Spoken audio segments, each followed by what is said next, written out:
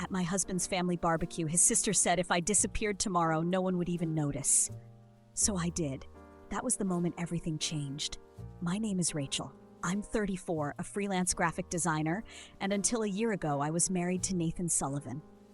We met in college, me, a coffee-slinging design student barely making rent, and him, a polished business major with a credit card for every day of the week. Our worlds couldn't have been more different, but something about his charm, his quiet ambition, pulled me in. 3 months after we started dating, we were inseparable. 1 year later, we were married. The Sullivans were the kind of family that had holiday newsletters, hired photographers for Sunday brunch, and said things like legacy and portfolio diversification in everyday conversation. Nathan's father, Lawrence, was a self-made millionaire who ran a regional marketing empire.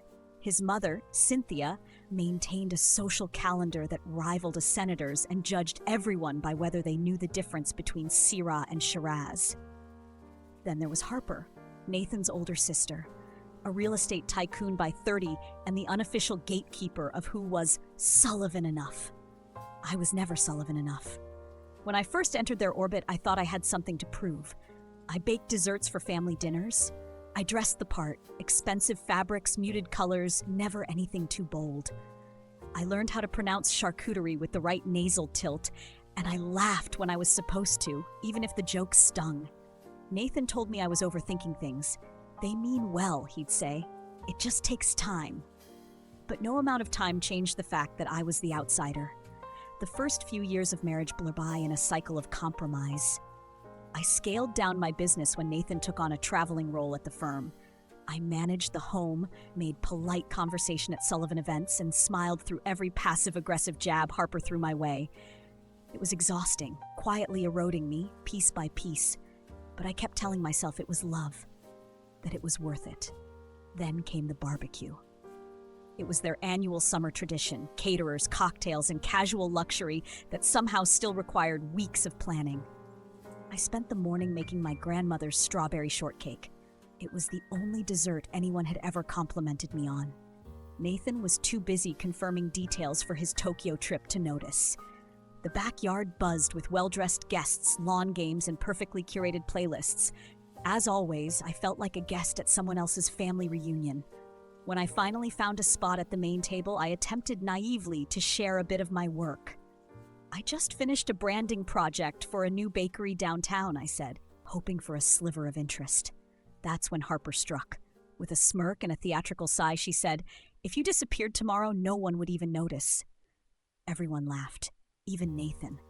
The moment felt slow and sharp, like time was crystallizing around me. 7 years of being dismissed, patronized, and overlooked, all compressed into a single sentence. I didn't cry. I didn't scream. I simply raised my hot dog in a mock toast, locked eyes with Harper, and said, "Challenge accepted." That night, I packed a small bag.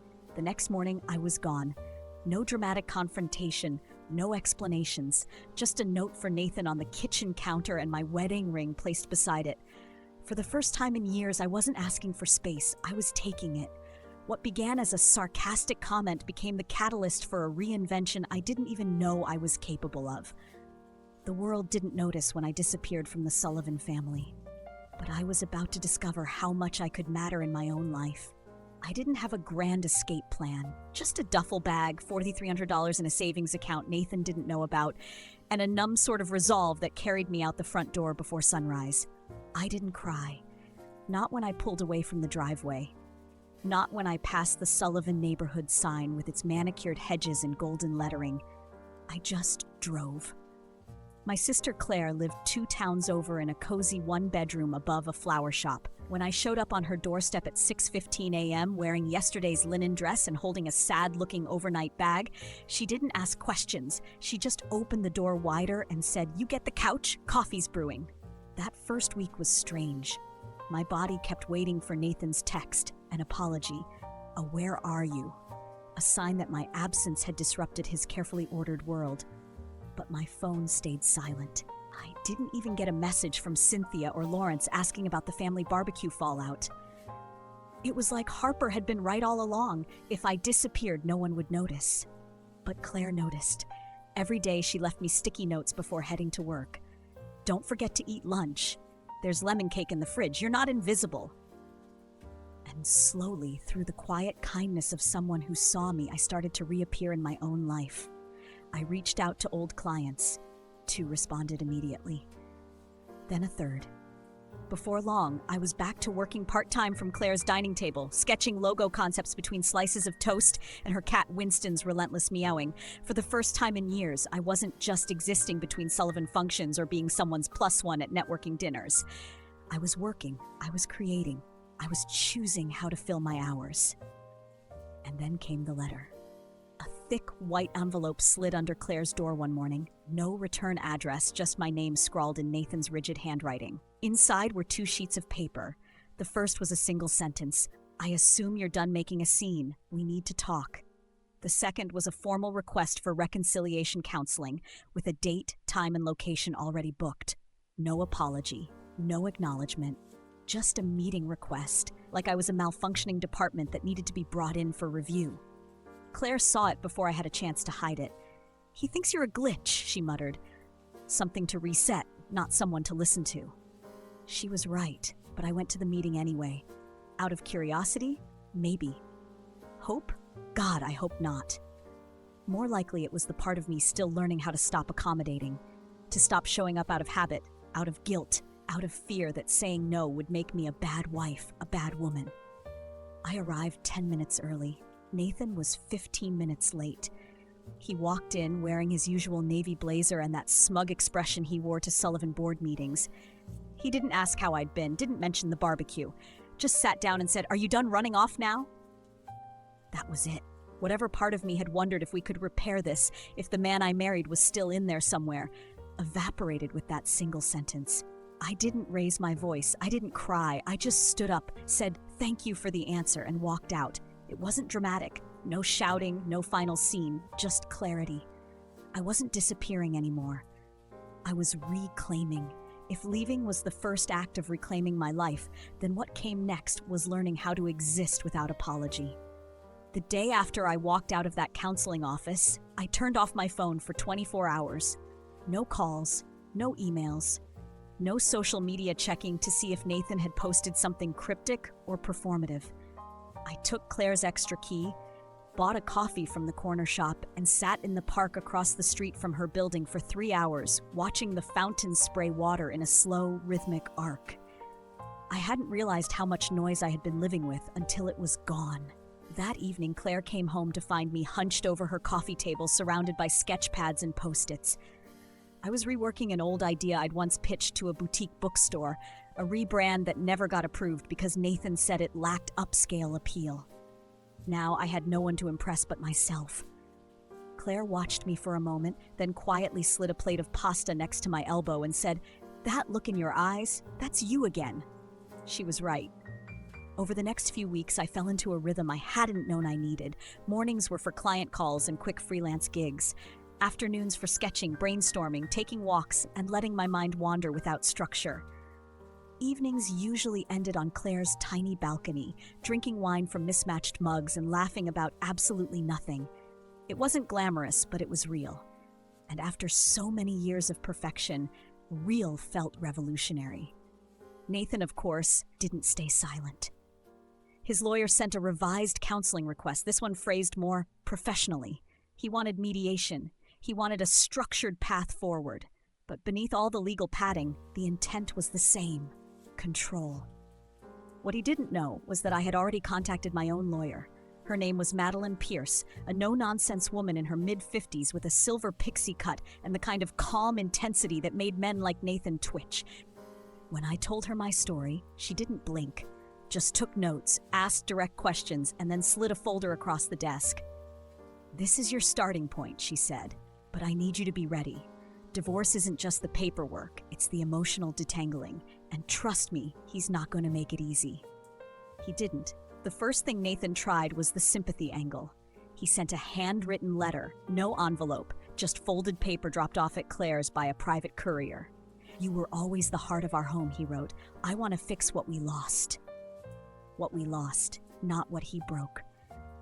Then came the pressure, messages from mutual acquaintances, suggestive emails, implications that I was being difficult or impulsive. that I should consider the optics, that I'd hurt his career if things got messy. Claire wanted to burn his letters in her sink. Madeline just laughed. If he's resorting to character campaigns, she said, that means he's scared. But the message that hit me hardest wasn't from Nathan, it was from his mother. Vivian Sullivan never liked me. She said I was too quiet, too simple, not polished enough for their family brand. But now she was calling, leaving voicemails on Claire's landline, asking to meet. I think we both know Nathan's made a mistake, she said in one recording, but surely we don't need to drag the family name through court. It wasn't about love. It never had been. It was about image, always. And that's when it hit me. Really hit me, for the first time since leaving. I wasn't a part of their world anymore, and I never wanted to be again. Sometimes freedom doesn't come with a parade or a champagne toast. Sometimes it shows up quietly, in the form of a lawyer sliding a manila envelope across a desk. Madeline called on a Wednesday morning. I was at a local art supply store picking out a fresh set of markers when her name lit up my phone. We filed, she said simply. Papers are served. I don't know what I expected to feel. Relief? Vindication? Maybe a sliver of fear. But instead, all I felt was stillness, like my heart had finally stopped pacing back and forth inside a locked room. Nathan, unsurprisingly, did not take it well. Within hours of being served, he sent a barrage of emails. First came the pleas, reminders of good times, selective nostalgia dressed up like romance. Then came the bargaining, promises to change, to go to therapy, to start over fresh. He even sent flowers to Claire's apartment. 6 dozen white roses. Claire tossed them in the dumpster before I got home and left a sticky note on the fridge that said, "We compost garbage here." Then came the threats. He called mutual friends, telling them I was unstable, that I'd overreacted, that I was being manipulated by bad influences. One particularly desperate message claimed that Claire was trying to destroy our marriage out of jealousy. It would have been laughable if it hadn't been so predictable. Meanwhile, I was trying to build something out of the rubble. I moved into a small one-bedroom in the Arts District, a far cry from the sterile gray condo Nathan and I had shared. It had chipped paint, noisy neighbors, and a leaky faucet that groaned at 3 a.m. But it was mine. I painted the walls, hung up prints I actually liked, set up a little studio space near the window, and started taking on design clients I believed in, local bakeries, indie bookstores, nonprofits. Each day the fog lifted a little more. One afternoon I got a text from Nathan's assistant, Lisa. She'd always been kind in that overly careful way someone is when they work for a man who demands too much. "Just wanted you to know I've put in my notice," she wrote. "Should have done it a long time ago. Also, good for you." It was small, but it meant something. The first court date came and went without much fanfare. Nathan didn't show. His lawyer blamed a scheduling error. Madeline wasn't surprised. "Delay is a tactic," she said, sipping her black coffee. "But we'll outlast him." And we did. The second hearing was different.